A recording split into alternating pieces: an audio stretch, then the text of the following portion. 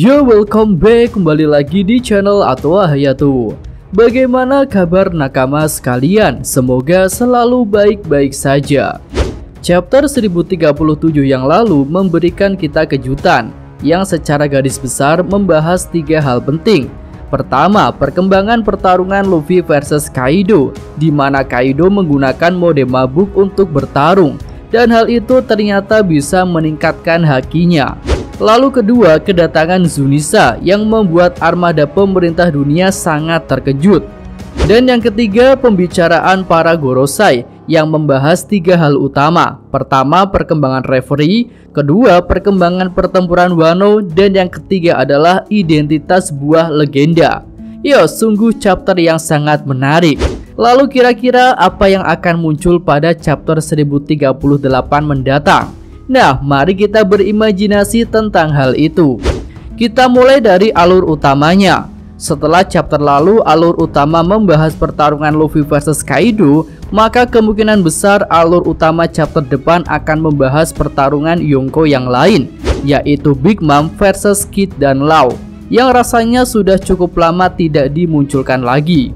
Update terakhir pada pertempuran mereka, Big Mom telah memakan 1 tahun usianya dan berubah jadi lebih besar dan kuat hingga rambutnya jadi berapi-api. Lalu dari sisi Kid dan Law sudah mulai bisa bertarung dengan baik karena stamina yang terkuras untuk teknik awakening sudah mulai kembali. Jadi pertarungan lanjutan antara Yonko Big Mom versus Kid dan Law akan memanas. Dan mungkin kita akan melihat combo awakening lain dari Kid dan Law, mengingat Kid masih menyembunyikan kekuatan penuhnya. Dan Law sendiri menurut Mimin juga belum menggunakan semua kartu asnya. Lalu selain kemampuan awakening Kid dan Law, tentu kita juga penasaran mengenai kemampuan awakening dari Big Mom.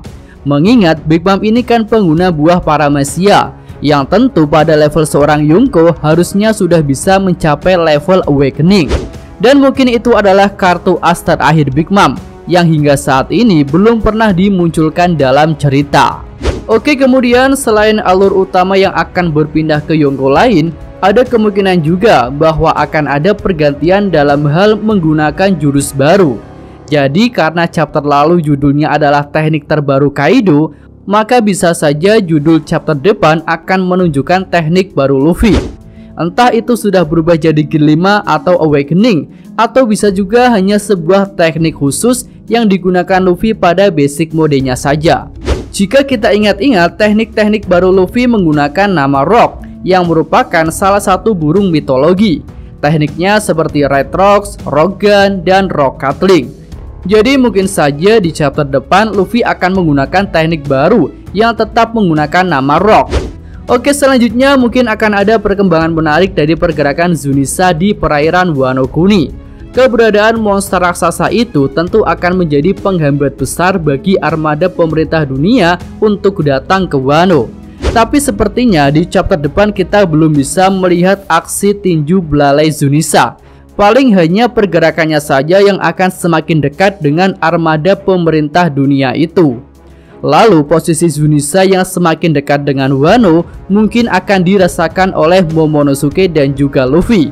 Apalagi jika Zunisa mengatakan sesuatu dengan keras yang hanya bisa didengar oleh kedua orang itu saja. Secara singkat, Luffy dan Momonosuke mungkin akan mengalami gangguan saat mendengar suara Zunisa. Pertarungan Luffy akan tertunda sebentar dan Momonosuke mungkin akan melepaskan awan api Onigashima untuk sementara waktu. Tapi tentu saja Onigashima tidak akan mendarat, karena kan awan api utama yang menopang Onigashima itu adalah awan apinya Kaido.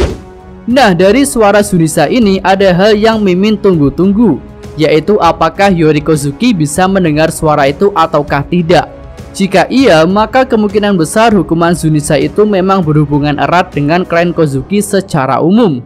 Tapi jika tidak, maka Momonosuke memang istimewa dan punya kekuatan super untuk memerintahkan makhluk raksasa secara pribadi. Ya, kesannya seperti Shirahoshi yang bisa memerintah monster laut.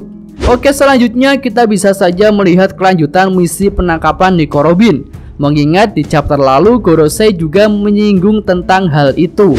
Dan untuk update terakhir misi penangkapan Robin, para CP0 sudah berhasil membereskan The Asterix dan juga salah satu Numbers. sementara Apo dan numbers yang lain kabur.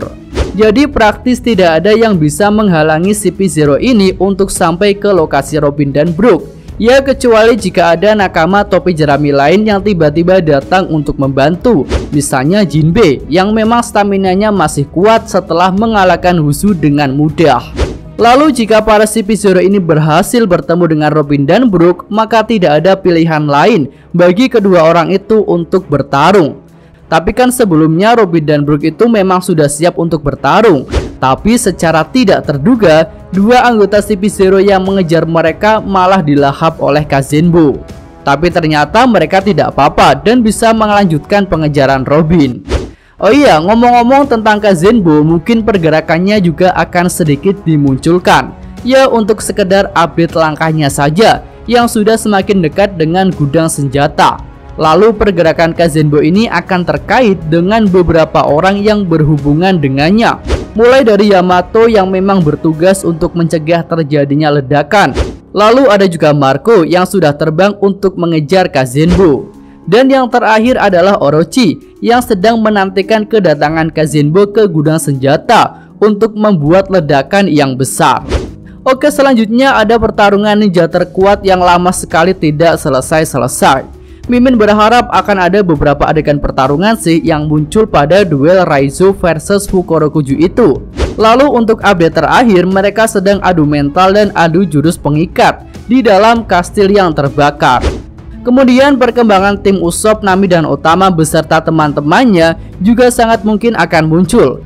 Mengingat misi mereka untuk menyelamatkan Kinemon dan Okiku kan sudah berhasil. Jadi mungkin saja mereka akan punya misi baru, ya misalnya bergerak untuk menyelamatkan orang-orang yang lain. Nah kemudian di panel terakhir, walaupun kemungkinannya kecil, para Gorosei ini mungkin akan melanjutkan pembicaraannya yang menggantung di chapter lalu. Ya terutama tentang buah legenda yang telah membuat mereka jadi gundah gulana. Mudah-mudahan mereka akan mengungkapkan nama asli dari buah itu dan alasan mengapa nama asli buah tersebut sengaja disembunyikan. Oke, itu aja prediksi dan imajinasi Mimin terkait chapter 1038 mendatang. Jika nakama sekalian punya pendapat dan imajinasi lain, silahkan ditulis pada kolom komentar. Yos, Mimin atau Hayato, terima kasih. Ya, sampai di sini aja video kali ini. Semoga nakama sekalian menyukainya. Terima kasih udah nonton ya. Jangan lupa kasih like-nya dan subscribe channel Atwa Hayato. Yo!